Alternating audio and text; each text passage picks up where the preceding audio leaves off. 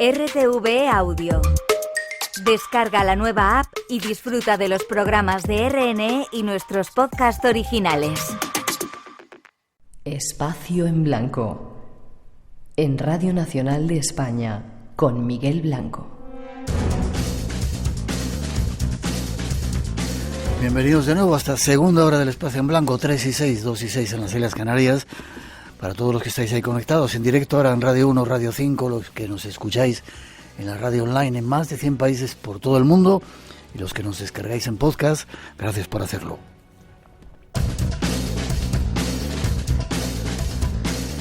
Recuerda que tenemos un concurso de Blanco Radio RNE y 633 50 50 11 por si queréis participar con nosotros, para agradecer que estéis ahí. Miguel Ángel, ¿sigues estando ahí? Aquí sigo. Vale, déjame que escuchemos, tenemos muy poco tiempo y quiero que nos des ahí un montón de preguntas, cómo saber si has renacido, etcétera, etcétera. Quiero que nos des algunos consejos, pero quiero que escuchemos tus propias palabras y después nos cuentas. Renacemos cada vez que somos conscientes de que estamos vivos. Y cualquiera piensa, no, yo ya sé que estoy vivo. Mentira. Porque la consciencia de estar vivo no significa, ¿vale?, que yo corra con una manada de ñus, que es la vida que me empuja hacia adelante, ¿vale? Eso es vida biológica. Vivir es otra cosa.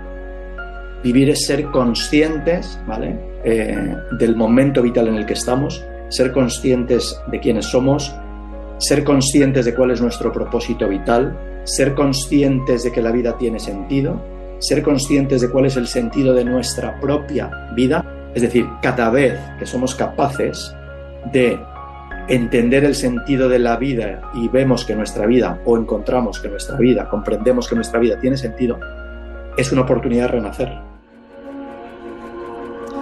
Miguel Ángel, ¿vivimos o sobrevivimos?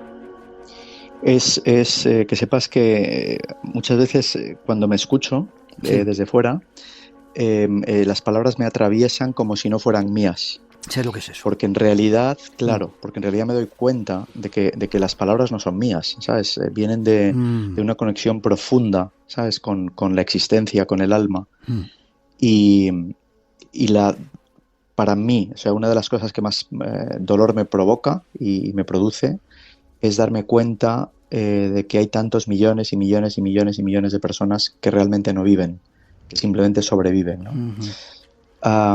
Y antes, muchas veces me pregunta la gente, ¿no? ¿Cómo lo puedo saber? Digo, mira, déjame que te diga una cosita antes. Quizá además hay intereses para que la gente siga estando muerta en vida, con todo esto que nos rodea, el ruido, las pantallas, las informaciones, etcétera, la prisa, etcétera, etcétera, etcétera. Eso sin ninguna duda. O sea, quien crea que no hay realmente un sistema, ¿no?, que está, es decir, empujándonos y manejando como para que la humanidad no despierte, pues se equivoca. Es decir, no hace falta más que parar y reflexionar para ser consciente y darte cuenta, ¿no?, de lo que hay alrededor. Pero lo fascinante es que la vida nos va a dar la oportunidad de renacer tantas veces como seamos conscientes de que hay cosas en nuestra vida que queremos cambiar y estamos dispuestos a hacer lo necesario para que eso cambie. Y esa es la gran magia, en realidad, ¿no?, que sin necesidad de morir, sin necesidad de desencarnar, podemos renacer prácticamente cada día, e incluso me atrevería a decir que varias veces al día. Es simplemente un tema de ser consciente de que efectivamente nosotros podemos influir en el camino, ¿vale?, en el que estamos caminando. Que no somos hámsters en una rueda, que no somos trenes circulando por unos raíles, ¿vale?, sino que tenemos la oportunidad realmente de tomar esas riendas y como mínimo intentar vivir la vida que queremos vivir. Y fíjate, Miguel, otra de las cosas que mis momentos al borde de la muerte, o haber visto tanta muerte en zonas de guerras, catástrofes, etcétera, me ha enseñado, es que mientras estamos vivos es porque no hemos terminado la misión que tenemos aquí. Por lo tanto, por muy mal que estén las cosas, jamás debemos perder la esperanza, porque si estamos vivos es porque tenemos cosas importantes que hacer todavía.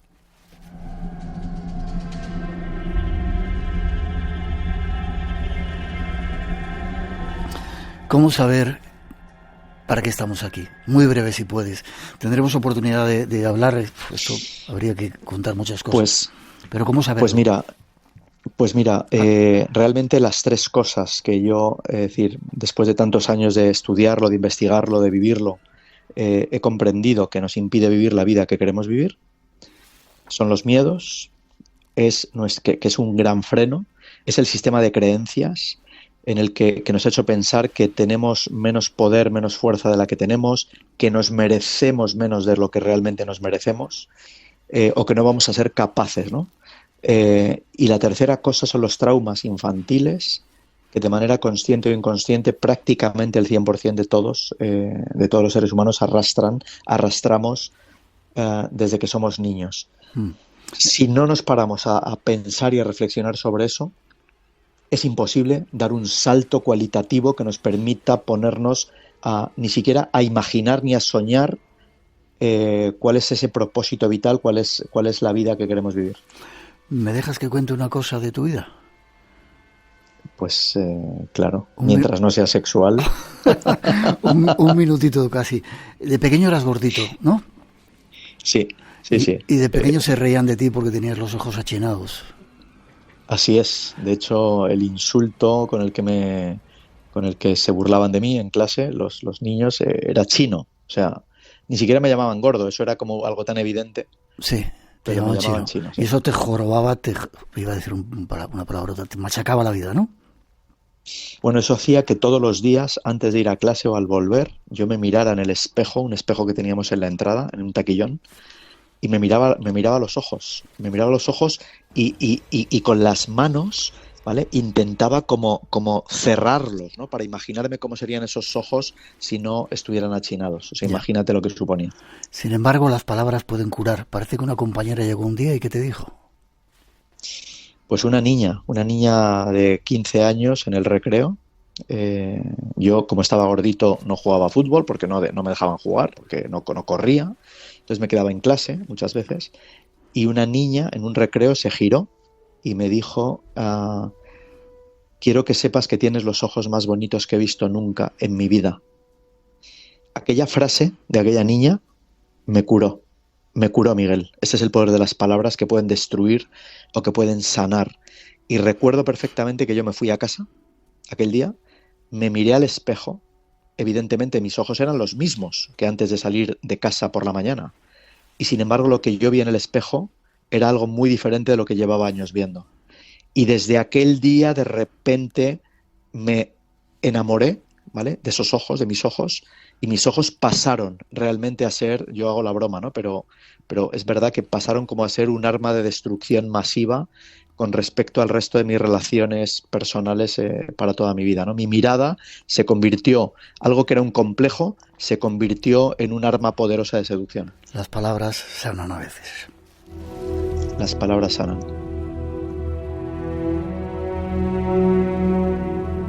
Casi tenemos que terminar. Es decir, hay esperanza. Podemos en esta vida, o la vida nos da todas las herramientas que necesitemos si nos ponemos con conciencia, y podemos renacer en cada momento.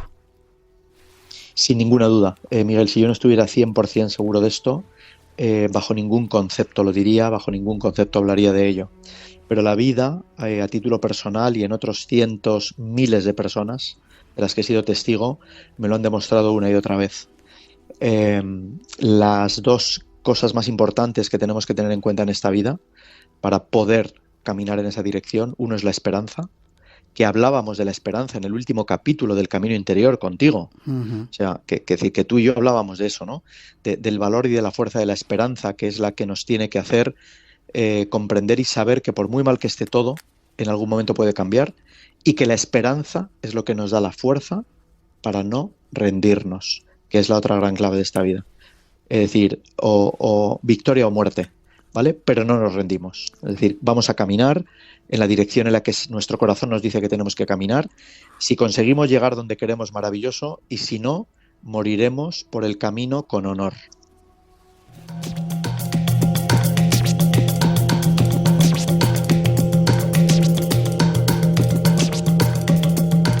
Te quería despedir con esta música de aventuras, por las aventuras que nos quedan por compartir. El Camino Interior, para todos los que no la hayáis visto, a partir de Semana Santa en en la 2 de Televisión Española, os lo recomiendo. Y te doy las gracias por permitirnos compartir contigo todas esas aventuras. Ha sido un placer de estar de nuevo contigo. Y forma de contacto, ¿vas a dar más charlas de Renacer? ¿En dónde me has dicho? ¿En Barcelona? Sí, en Renacer las siguientes van a ser Barcelona, Murcia y Huelva. Pero van a ir saliendo ciudades, si quien pueda estar interesado, pues eso, en mis redes, o en LinkedIn, o en Instagram, o en Facebook, con el nombre de Miguel Ángel Tobías, yo ahí voy anunciando las cosas que van pasando para que pues todos los hermanos de alma que vamos estando cada vez más juntos por el mundo, pues podamos seguir compartiendo. Es un honor tenerte con nosotros, que lo sepas, Miguel Ángel. El honor sabes que es para mí, y yo soy, cuando hablo contigo en tu programa, yo soy simplemente un humilde oyente, que nos sentimos muy honrados y que te agradecemos mucho todo lo que tú llevas tantos años haciendo. Fuerte abrazo, seguiremos de aventuras juntos. Un abrazo. Hasta prontito.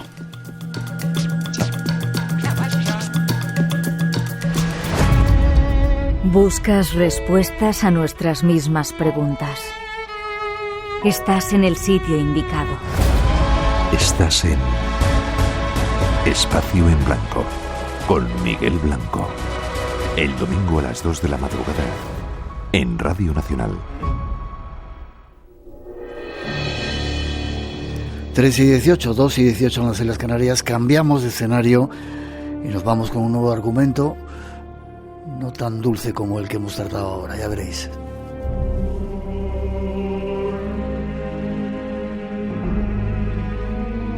La Primera Guerra Mundial supuso la gran confrontación entre naciones. La contienda dejó destrucciones, decenas de muertos y algo más. Han pasado 100 años desde que se firmó el armisticio que acabó con la Primera Guerra Mundial, una de las contiendas más cruentas de la historia. Sin embargo, a día de hoy, este enfrentamiento atesora todavía algunos secretos difíciles de resolver. Y uno de ellos es el del primer batallón del 5º Regimiento de Norfolk. La unidad inglesa que desapareció sin dejar rastro en agosto de 1915, mientras asaltaba una posición turca en Anafarta durante la ofensiva aliada por Galípoli, Turquía.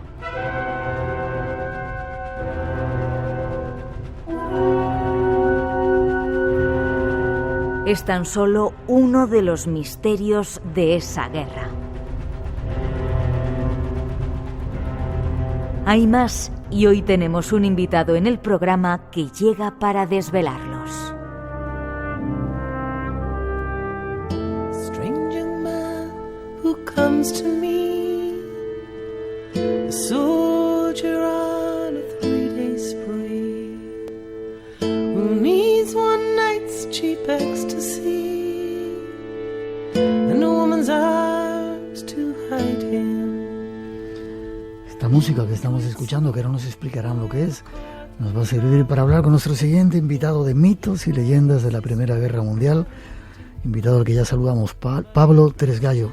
Buenas noches. Buenas noches, Miguel. Por primera vez en el programa, encantadísimo de estar aquí. Yo te he visto algunas veces, hemos coincidido aquí en Cantabria, pero no había tenido la oportunidad de poder tener una entrevista contigo. Es verdad, y por fin, yo creo que se tenía que dar y por fin se ha dado. Ya sabes que las casualidades no existen. No, para nada.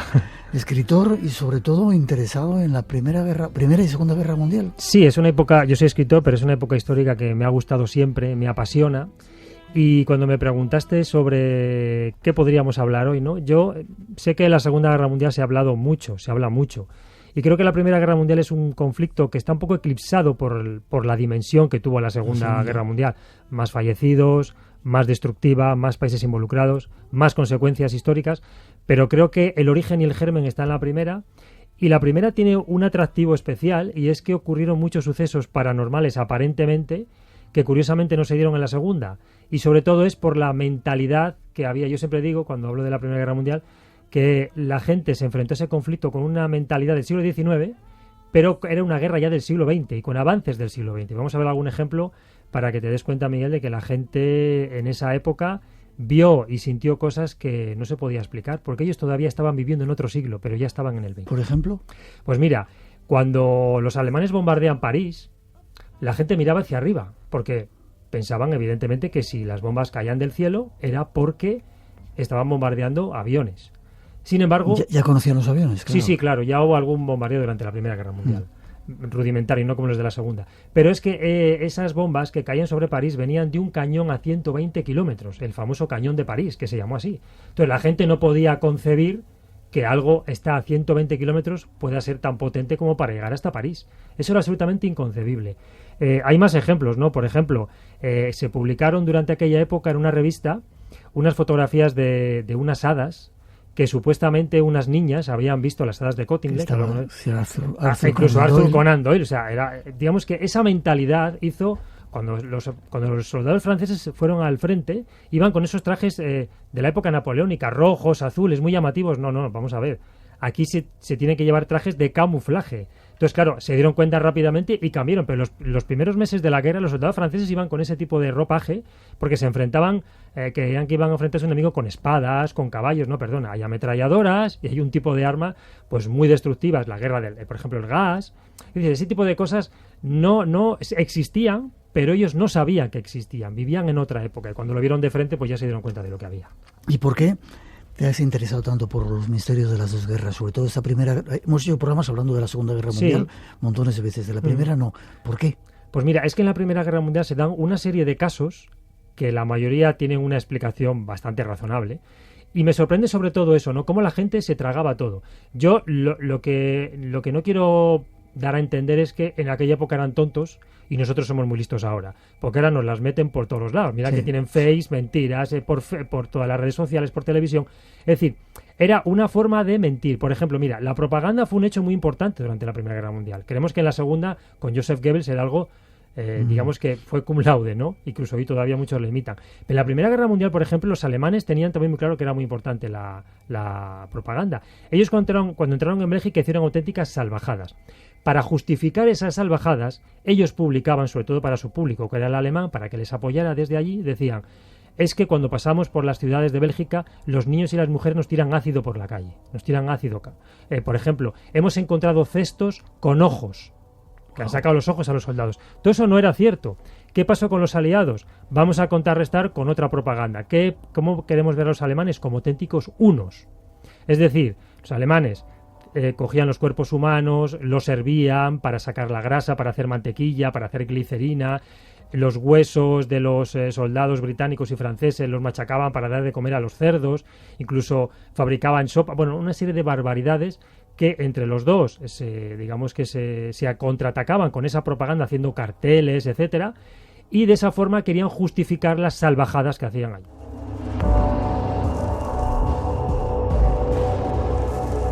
Pablo, como vamos a tener la oportunidad de vernos más veces aquí en Radio Nacional y que nos cuentes más misterios, vamos con 2 o 3. El Ángel de Mons. El Ángel de Mons, mira, este es un misterio que tuvo mucha publicidad por entonces, ¿no? Y que la gente, pues digamos que se lo creyó absolutamente. Incluso hoy en día todavía se habla de los Ángeles de Mons con una naturaleza absoluta, ¿no? Son historias que nos quedan un poco de lejos porque como España permaneció, no participó en la guerra, pues nos queda un poco lejos. Pero son hechos que son muy, muy conocidos en los países de origen. Sobre todo los británicos. Los británicos, digamos que eran unos auténticos campeones en esto de inventarse estas historias. El caso es que el 23 de agosto de 1914, en la batalla de Mons, hablamos de una batalla en la cual más o menos hubo unas 1.600 bajas británicas, el doble de alemanas, pues en un momento determinado el ejército británico está acorralado, se adentran en un bosque, no saben cómo salir y la verdad es que la situación es bastante complicada. Tenemos que tener en cuenta que es una situación de estrés. Llevaban sin dormir varios días, podían, sobre todo el estrés de que en cualquier momento les podía matar, tenían sed, tenían hambre, estaba en una situación que incluso te puede provocar ver algún tipo de alucinación. El caso es que hubo 2 soldados, concretamente McAllister y Brown, que de repente ven una luz y esa luz empieza a tomar una forma que ellos luego describieron muy, muy claramente, que era un ángel, porque tenía alas, tenía una cinta dorada en la cabeza, tenía el pelo rizado, o sea, toda la imagen que tenemos icónica de un ángel, ellos afirmaron que lo vieron. Y ese ángel les guió hacia la salida. Llaman al general y le dicen: hemos conseguido salir, hemos encontrado el camino y nos ha guiado un ángel. El caso es que esa historia se publicó unos meses después en la prensa británica y la prensa británica, ¿qué hizo? Exagerar. Es decir, ya no era un ángel, eran varios. Incluso algunos medios de comunicación publicaron que no eran ángeles, que era el mismo San Jorge en su caballo y con su espada quien guió a los soldados hacia la salida. Pero discúlpame, Sí. ¿fue cierto el hecho de que apareció algo extraño y que les guió? Los soldados afirman que sí, Vale. pero se circunscribe dentro de unas circunstancias en las cuales se cree que pudo ser una alucinación. ¿Y sabes qué explicación dieron los alemanes cuando se hicieron conscientes de que esto estaba teniendo ya mucha publicidad? No, eso fue una luz que nosotros con un foco impactamos directamente sobre ahí con imágenes para intentar bajar la moral de los soldados británicos. Eso se publicó un año después y fueron los alemanes los que dijeron que esa luz la habían provocado ellos. Bueno, el tema es que los ángeles de Mons han pasado a la historia y la gente habla de los ángeles de Mons como un hecho sobrenatural que ocurrió allí.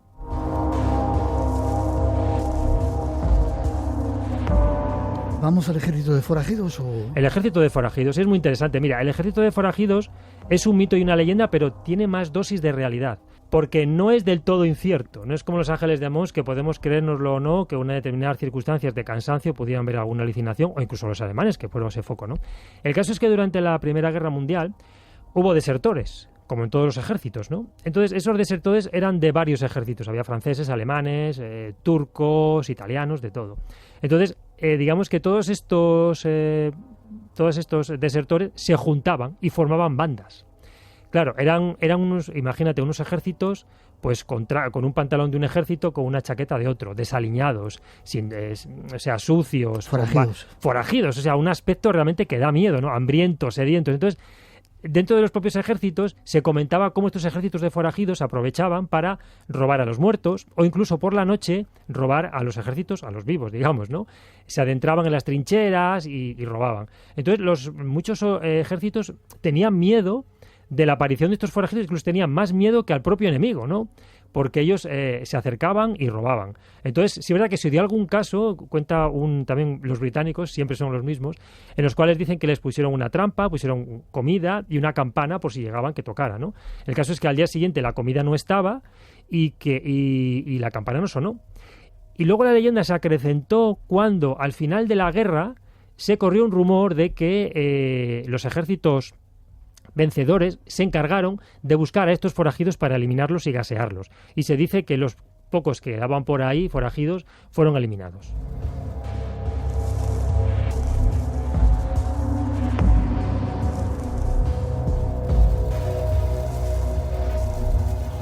No he dicho alguno de los títulos de tus libros, a más de medio mundo de distancia, que tiene que ver con la guerra. Sí, hay una parte importante de la novela que está ambientada en la Primera Guerra Mundial y con un hecho sobrenatural que tiene lugar en la Primera Guerra Mundial. Y otro, La letra de mi madre.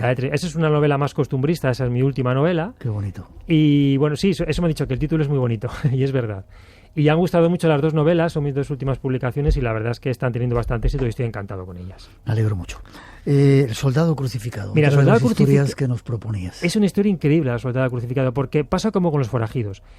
El caso es que también los británicos, una vez más, pues en un momento determinado publican en una revista británica y posteriormente en una revista canadiense, porque el protagonista es un soldado canadiense, donde se afirma que un soldado le contó a otro, y este es el que lo cuenta la revista, que él vio a un soldado canadiense crucificado con las bayonetas en la batalla de Ypres.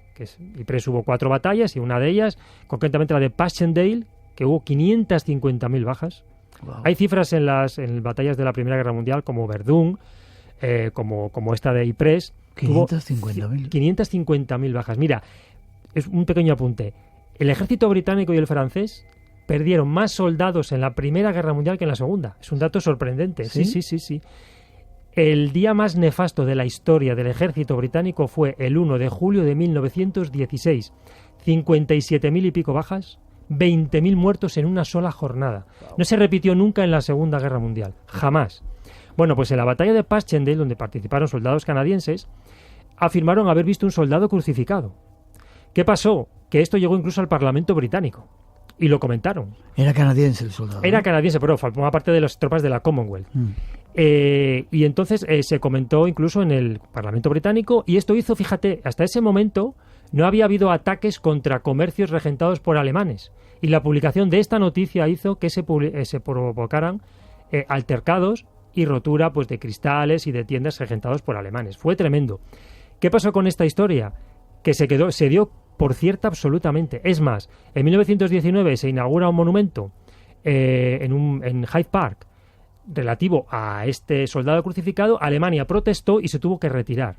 Pero en el año 2000, en el Museo de los Hombres en Canadá, pues hubo una escultura llamada el Gólgota canadiense que representaba a ese soldado crucificado. Claro, fue un lío internacional tremendo. Alemania protestó y hubo muchísima polémica. Es decir, esto ha ido coleando con el tiempo, incluso, fíjate, la película, no recuerdo, creo que es de 2008, la batalla de Passchendaele, que yo he visto, y también refleja en esa película donde murieron muchos soldados canadienses, también hay una escena donde se refleja el soldado canadiense crucificado como para darle certeza, como que es cierto. Aunque los testimonios que hubo no eran muy fiables, la verdad es que esa historia siguió adelante. Es más, hubo incluso un investigador, Ian Overton, que le puso nombre, le llamó un nombre que se llama Harry Banks, porque él investigó y dice contactar con la hermana de un soldado a la que le llegó una carta diciendo que un compañero suyo, que a su hermano Harry Banks le habían crucificado. Hubo posteriores investigaciones, el cuerpo no se encontró, no se pudo verificar, pero hubo un soldado que sí certificó que él vio a Harry Banks crucificado. Bueno, esa historia ha quedado ahí. En Canadá se da por cierta, ya te digo, películas, esculturas, y sigue creando mucha polémica hoy, porque en Alemania lo niegan, por supuesto, pero los canadienses lo dan por cierto.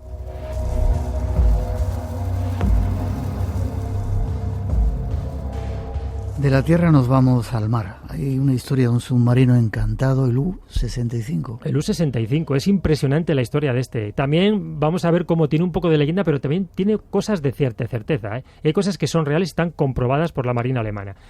Este submarino, se llamó Submarino Encantado U-65, pues se fabricó en Hamburgo, y desde el principio había problemas con él. Ya en la misma construcción ya hubo un operario que falleció durante las obras de construcción. El segundo accidente tuvo en las primeras pruebas, ¿no? Donde murieron 4 tripulantes, se quedaron encerrados y murieron gaseados y fallecieron los 4. Posteriormente se hizo una prueba, hubo una inmersión, tocó fondo, se pararon las máquinas inexplicablemente, pero de la misma manera a las 12 horas se ponen en marcha y suben hacia arriba. Posteriormente hubo una explosión y mueren 4 tripulantes y un teniente. Pues bien, el misterio viene con ese teniente, ese segundo teniente, porque a los pocos días en una misión que tenían por el Canal de la Mancha, resulta que un marinero afirma haber visto, después de subir a la superficie, a un hombre de pie, cruzado de brazos, y afirmaba que era el teniente fallecido. Otro compañero lo corroboró. ¿Qué pasó? Que en posteriores misiones, muchos marineros afirmaban que la habían visto. Es que fueron varios. Es más, fíjate si se lo tomaron en serio, que la Marina alemana exorcizó el submarino. Llamaron a alguien, a un exorcista, hicieron una serie de, pues bueno, lo que hacen los exorcistas, ¿no? Para intentar. No tuvo mucho resultado porque lo siguieron viendo. ¿Cuál es el final de este submarino? Bueno, pues en el mar de Irlanda, un submarino americano lo localiza y con un torpedo lo destruye. Murieron sus 34 tripulantes. Pero ¿qué ocurre? Que comentaron que antes de destruirle vieron a una extraña figura en la superficie de un hombre cruzado de brazos. Es decir, los americanos lo corroboraron. Mira, detrás de toda esta historia está un investigador llamado Edgar Cayce, que está también detrás del Triángulo de las Bermudas, la teoría de la emisión de los polos, que hizo muchas entrevistas a marineros, ¿no? Puede ser verdad, puede ser mentira, pero lo que la Marina alemana no niega es lo de el exorcista, lo de que muchísimos marineros pidieron el traslado por distintas circunstancias, y también que hubo inexplicables maniobras de ese submarino que hoy en día no se explica muy bien. Es decir, que algo de cierto sí que hay. Nos da tiempo con una más, la que quieras. Mira, pues si te parece, hablamos de ovnis, por ejemplo. Bueno, lo que tú quieras. Pues mira, en la batalla de Galípoli, que se hizo muy conocida sobre todo por la película Galípoli de Mel Gibson, que es una fantástica película, yo verdad que la recomiendo, me parece una película fantástica, creo que el final es memorable. Pues mira, allí en 1915, que prácticamente fue la única victoria importante de los turcos, del Imperio Otomano, ¿no? De Galípoli. Bueno, pues allí, en un momento determinado, hay un regimiento, como no, británico, pues están en plena batalla y hay una nube bastante grande que se posa sobre ellos. Esto lo cuentan unos soldados neozelandeses, los de Lanza, que son las tropas neozelandesas y australianas de la Commonwealth que participaron en la Primera Guerra Mundial. Ellos afirmaron, pero cuidado, esto ocurrió en 1915 y esto no se conoce hasta 1965. ¿Por qué? Porque era el 50 aniversario de la batalla y en una publicación pues referente siempre a temas pues un poco de ovnis y de misterio y demás, se publica que estos soldados neozelandeses, concretamente 22 soldados, afirman que esa nube se hizo cada vez más densa, un poco más grande, bajó. Los soldados británicos, ellos vieron que se perdieron en esa niebla y cuando la nube asciende de nuevo, esos soldados ya no están. Desaparecieron. Habían desaparecido. Total, que hay una revista llamada Flying Saucers, o sea, platillos volantes, que en 1965 se empieza a hablar de los platillos volantes, como los conocemos ahora, y ahí se afirma que estos soldados neozelandeses dijeron que habían desaparecido. A ver, sí es cierto que desaparecieron. Claro que sí. No el 5º regimiento, como ellos afirmaron, sino el 4º de Norfolk, pero tiene una explicación. Y es que efectivamente... ¿Cómo te gusta explicar las cosas, bueno, es que la tiene. Bueno, cuando las hay que contarlo, cuando claro. Hay que contar, así como el ejército de forajidos que te he contado, el U-65, pues oye, tiene, bueno, hay una parte ahí que es bastante real. Aquí lo cierto es que efectivamente se perdieron en la niebla, sufrieron una emboscada de los otomanos, les acribillaron absolutamente a todos, no quedó ni una persona con vida, y les enterraron en una fosa común. Esa fosa común fue descubierta después de la guerra, y ahí estaban todos los cadáveres del 4º regimiento Norfolk.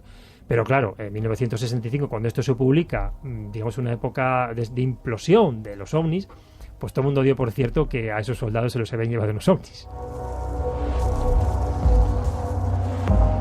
Pablo, ¿te ha pasado alguna vez alguna cosa extraña, misteriosa, que no puedas explicar? Pues, con esa mente que tienes, pues mira, de tío inteligente. La verdad es que no me han pasado muchas cosas y la verdad es que lo agradezco porque soy bastante miedoso. Pero mira, me ocurrió una cosita, un minuto, y además me ocurrió junto a una persona que tú conoces, que es Juan Gómez. Juan Gómez.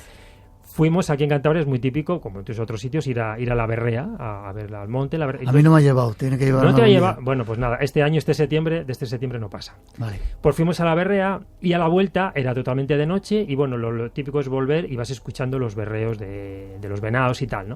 En un momento determinado nos detenemos en el camino para escuchar berrear, Juan, otro amigo y yo. Los escuchamos y después de unos minutos nos levantamos y seguimos el camino. Y ellos dos empiezan a hablar.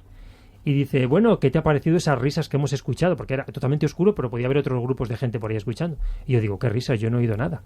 Dice, sí, hombre, sí, las risas que hemos escuchado. Estábamos los tres juntos, ¿eh? Digo, yo no he escuchado nada. Dice, pero si lo hemos estado hablando. Digo, perdona, yo no he hablado nada. Dice, vamos a ver, Pablo.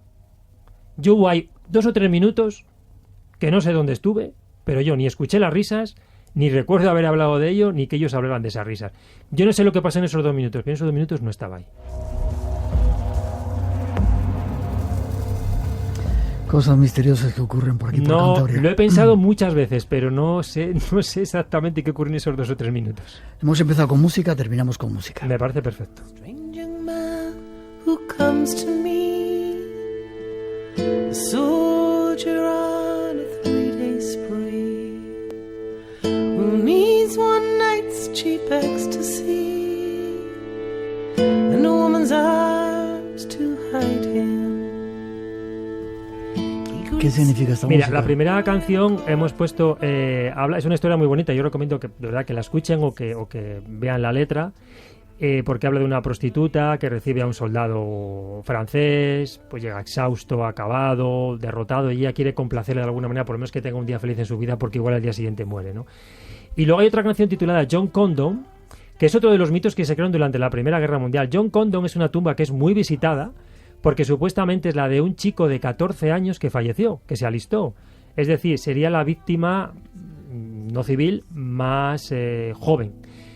Pero bueno, es una historia, esta que escuchamos ahora, pero bueno, es una historia que tiene su aquel. Realmente este chico mintió sobre su edad. Salen huesos, restos humanos de Verdún, Cadáveres. que se depositan en el osario de Verdún, que es impresionante, impresionante.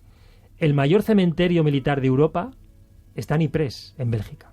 350.000 tumbas. No hay ningún cementerio de la Segunda Guerra Mundial con 350.000 tumbas. Y todo eso es de la Primera Guerra Mundial. Como vemos, la Segunda Guerra Mundial eclipsó a la Primera, pero tiene datos realmente alucinantes. Bueno, pues esta música ojalá sea un homenaje para que no haya más guerras, no haya más tumbas. Estas guerras que estamos viviendo ahora paren cuanto antes. Desde luego que sí, Miguel. ¿Forma de contacto contigo, Pablo? Pues los libros de Pablo Tresgallo en Facebook y nada, ahí está mi correo y todo, y si quieren mandarme un mensaje, yo encantadísimo. Y bueno, a ti darte las gracias porque estar para mí es un sueño, estar en tu programa para mí es un sueño. Pasa que también te llevo mucho tiempo escuchando y bueno, tenerte aquí enfrente y hablar contigo impone un poquito. Espero haber salido bien airoso y espero que no sea la última vez que estoy en estos micrófonos. Seguro. ¿Cuál me recomiendas de los dos? ¿La letra de mi madre? Bueno, La letra de mi madre es una novela costumbrista, es una historia muy bonita y a más de medio mundo de distancia es una historia que tiene más misterio, más cosas sobrenaturales, digamos, y también tiene un capítulo referente a la Primera Guerra Mundial del que estoy muy orgulloso. Es un homenaje a las víctimas de la Primera Guerra Mundial. Pues empiezo con él. Y ojalá no haya más víctimas de guerras. Ojalá, y pare todo esto. Ojalá. Un placer que hayas estado en el espacio. El placer es mío, Miguel. Muchísimas, infinitas gracias por dejarme participar en tu programa. A ti. Gracias. Gracias. Just a recruit. ¿Qué hay al otro lado? ¿Te atreves a imaginarlo? Solo quien sale a buscar encuentra. Espacio en blanco. Siempre tu lado del misterio.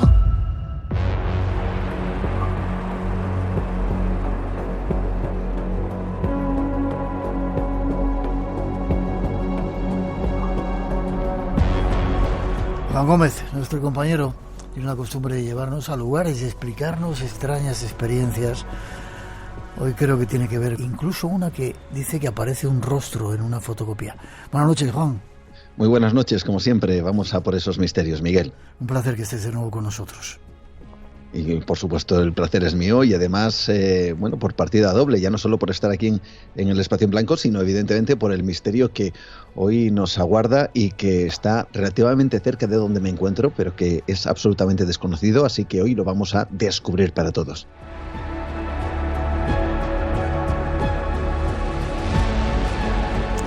Nos vamos cerca de donde está Juan, a Santander, y creo que a un edificio de oficinas del gobierno de Cantabria, ¿no? Juan, explícanos. Así es el edificio llamado el edificio Macho, que está justamente en el centro de Santander. Es un edificio moderno, es un edificio de 6 plantas de altura, pero que antes de ser la sede, por un lado, de Asuntos Sociales y por otro lado del Ministerio de Hacienda, fue un antiguo palacio, ¿no? Y de ahí que también se conoce este edificio como el edificio El Palacio El Macho. Y lo cierto es que la historia de este lugar o de este palacio es realmente confusa y dicen que está cargado de misterio, incluso de leyenda negra. Fue un edificio que terminó terriblemente afectado por un vaporoso incendio que destruyó prácticamente la totalidad de la ciudad de Santander, que ocurrió en el año 1941. Bueno, pues justo 30 años más tarde, el edificio sufrió otro incendio por causas que se desconocen a día de hoy. Un incendio de tales proporciones que solo quedó en pie la fachada principal y la trasera. Un incendio que, aunque no se cobró víctimas, es cierto que dejó unas pérdidas económicas muy amplias. Hablamos de 171 millones de pesetas de la época, hablamos de un valor de más de 1 millón de euros actuales. Y este edificio se remodela, acaba convirtiéndose en un edificio moderno de oficinas para, como dices, el gobierno de Cantabria, y a partir de ese momento comenzaría a suceder una serie de cosas realmente extrañas que nadie ha sabido explicar y que hoy, como decía, vamos a conocer.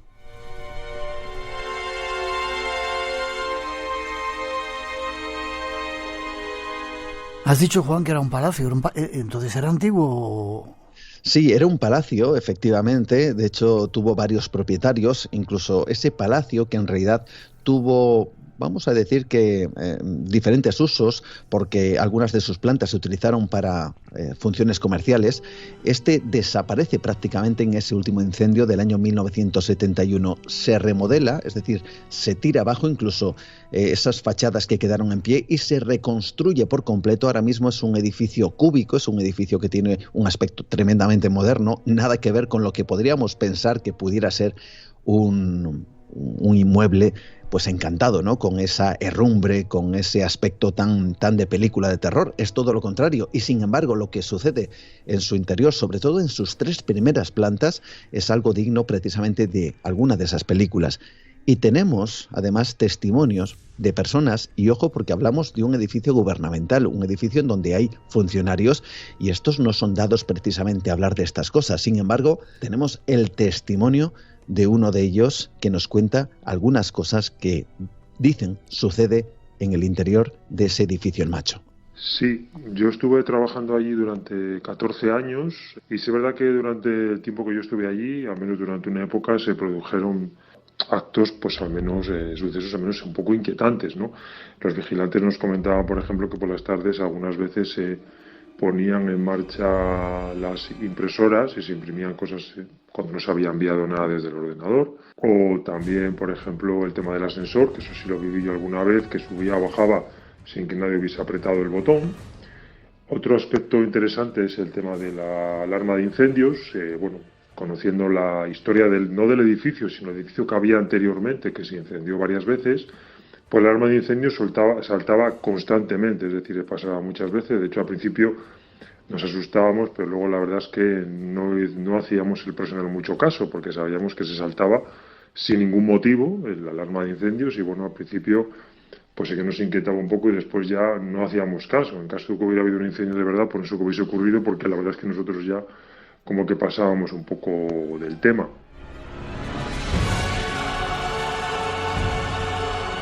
Testimonios que encuentra y consigue nuestro compañero Juan Gómez. Hay más, ¿no? Hay una antigua ordenanza, creo, que también... Así es.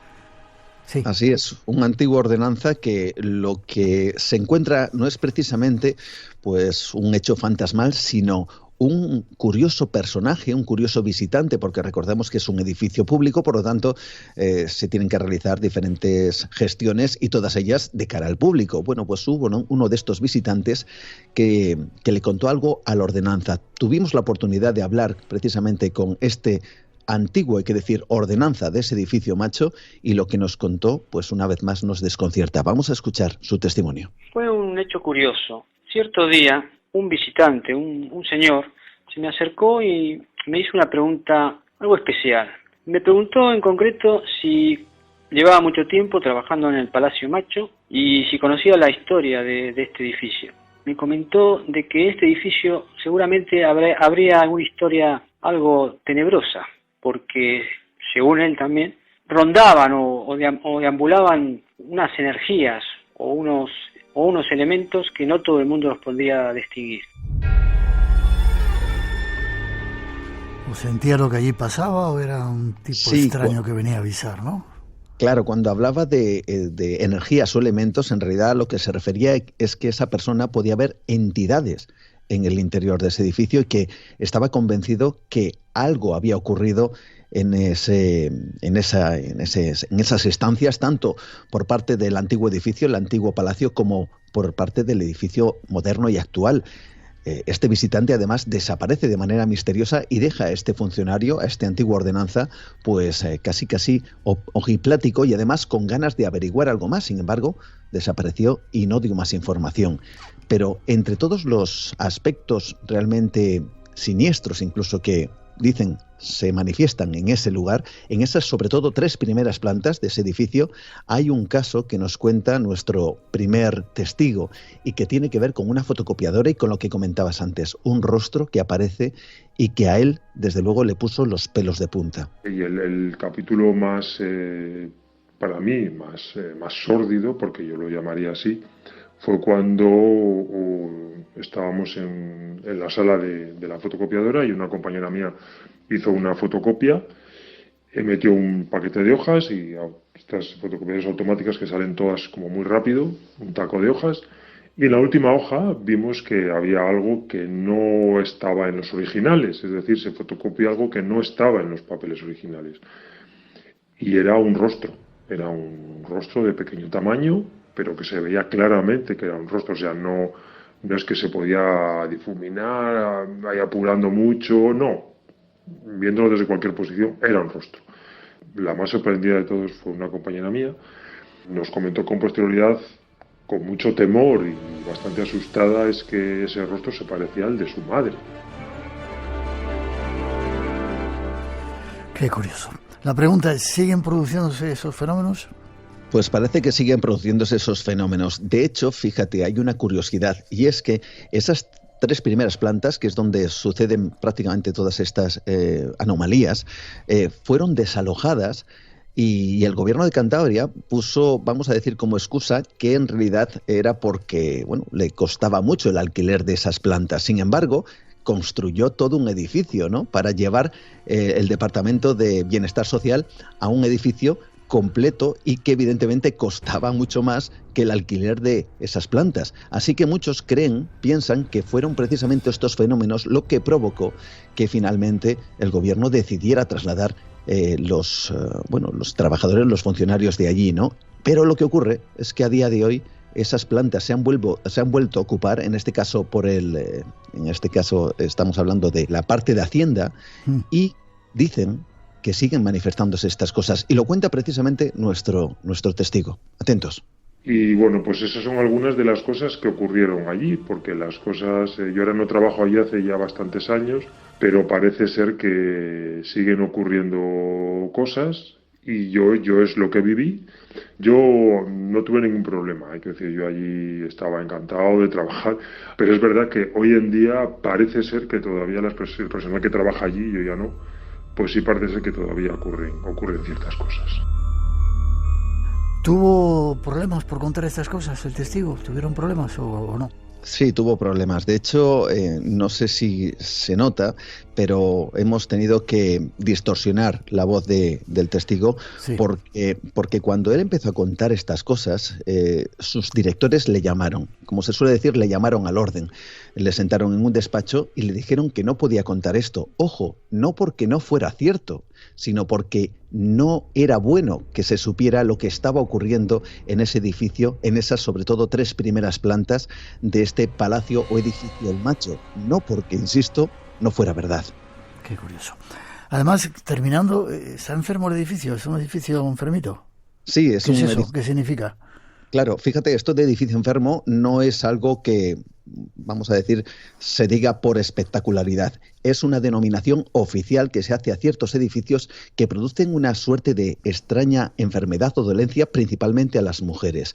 No se sabe cuál es el origen. De hecho, hay un misterio, porque esto empieza a generarse en los años 90 en Francia y va desplazándose como si fuera una especie de epidemia, de ahí lo de edificio enfermo, hasta llegar a Cataluña, el norte de España, y así se ha ido distribuyendo. Son edificios que producen algo extraño, sobre todo en las mujeres, algo que se denomina lipoartrofia semicircular. Lo repito, lipoartrofia semicircular. Y es como si unas manos, unos dedos invisibles, apretaran las piernas de las mujeres y dejaran esa huella, esa marca, esa hendidura en la propia piel, en la propia carne. Un efecto que desaparece justamente cuando sales del edificio. Pero no solo eso, sino que se producen dolores de cabeza, mareos, náuseas, extraños efectos que no saben muy bien qué es lo que lo provoca, pero saben que lo provoca el edificio. Y por eso se llama edificio enfermo. Y ojo, insisto, es una denominación oficial para este tipo de edificios en donde hay algo más invisible que afecta a sus trabajadores.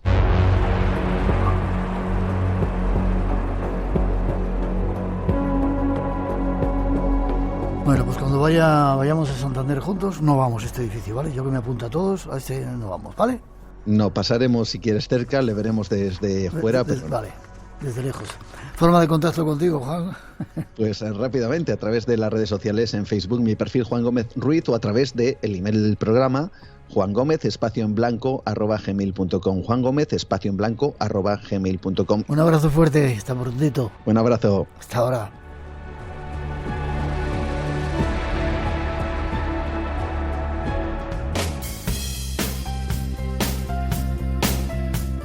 Tiempo justo tenemos para despedirnos, pero antes, estos son los ganadores: Santiago Conde de Miranda de Ebro, Ana Irigoyen de Vitoria, Manuel González de Sevilla, Curro Ruiz de Rota y Cisco Filane Gómez. Mandarnos un mensajito a espacioenblanco@rtv.es con vuestra dirección y recibiréis ese premio.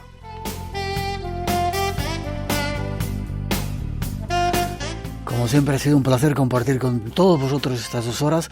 Os dejamos ahora con la información de las 4, las 3 en las Islas Canarias, y nosotros volvemos en 7 días. Preparaos que dentro de poco hay sorpresas. Estamos terminando un nuevo plan que queremos compartir con todos vosotros.